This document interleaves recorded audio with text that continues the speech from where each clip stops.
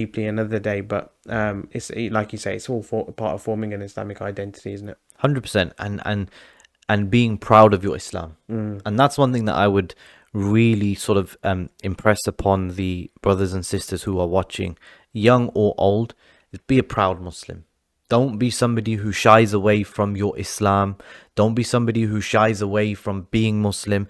Don't let anybody ever talk down to you or look down upon you because of your Islam. Stand up for yourself. Stand up for your religion.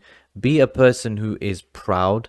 You are a part of the fastest growing religion, the only religion of truth. You have a religion which is, it makes sense from every single angle. It's been preserved in the Quran. Allah calls the Muslim Ummah the best of nations ever raised up for mankind. The Prophet alayhi salatu wasalam is the best role model. Islam has the answers to the problems of society. So go out and give a good image of Islam, but don't ever let anyone speak down to you on account of your Islam. Ever. Don't ever do that. There's a red line. You can be good to a person, whatever, but if they start speaking down to you based upon your Islam, then gloves come off. Have a backbone. Yeah, the gloves come off at that stage. And like you say, don't be apologetic. If it's time for prayer, my brother, my sister, you pray. 100%. Wherever you need to pray, you find a quiet space. I remember when we were in China, do you remember? Yeah. We prayed in some crazy places, man, like on the side of the road. We did. In some random village, on the floor, like just praying. And for them, they must have, we already look like aliens to these people. 100% look like aliens. Because they are Chinese, and if you know about China, all they know is China. Yeah. Very rarely, especially in the places we were. Exactly. You weren't in sort of the main cities. You were a bit further out. In the middle of nowhere. Yeah. These people haven't seen. They probably. I was gonna say they've only seen people who look like us on the media. They probably even haven't seen that. Yeah, literally, they don't know that people like this even exist. They literally are just. It's like a nudge, like look at them, kind of thing. Literally, like you're an alien. But if it was time to pray. Yeah. I mean, 100%. you have to do it. And even if you're in public anywhere, just find a quiet. Where did you pray today, in the squash court? Yeah. You prayed in a squash court. Yeah. Had to be done as Maghrib time. Khalas, that's the bottom line, right? Just do wherever you are, you pray.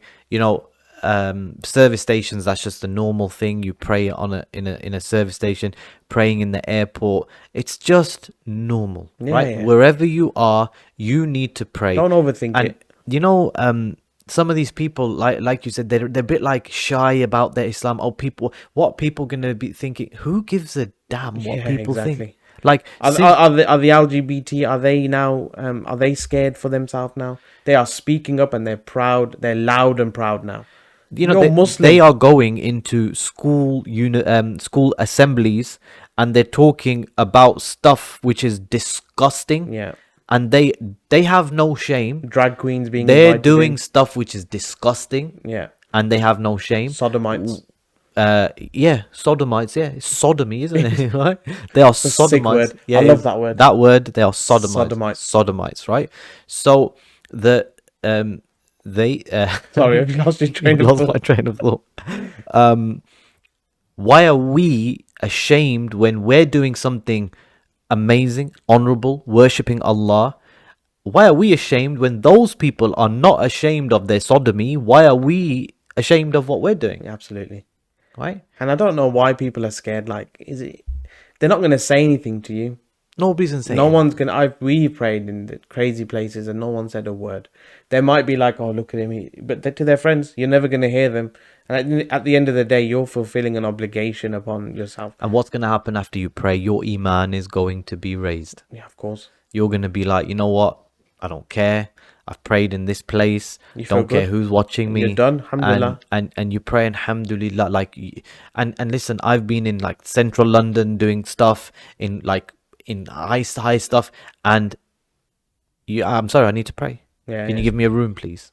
And they'll give you a room. Yeah. They say, oh yeah, of course. They'll be like, oh yeah, I'm sorry. And they get a bit flustered. But the bottom line is, they're polite enough to give you a room. They'll give you a quiet room. The lights, when you need to go, just let us know, whatever.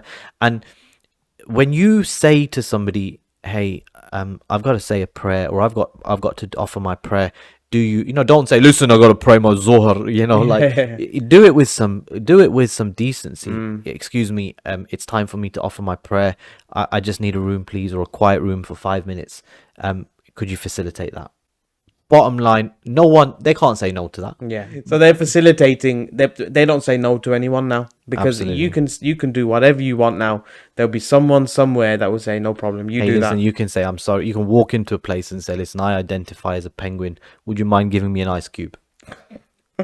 Yeah. Literally, Literally. that's the bottom line. Yeah, We're yeah. at that stage now. Yeah, yeah. I identify as a lamppost. Can you give me a light bulb, please? Yeah. I need to light the street. And if you say no, you get cancelled on Twitter. That's it. You get. Oh, I'm not on Twitter's disgraceful. I don't have Twitter either. But if you say no, then you're not accepting, and you're a hate speech, hate monger, misogynist. all that stuff, all You're those an lovely X, Y, words. and Z. You're a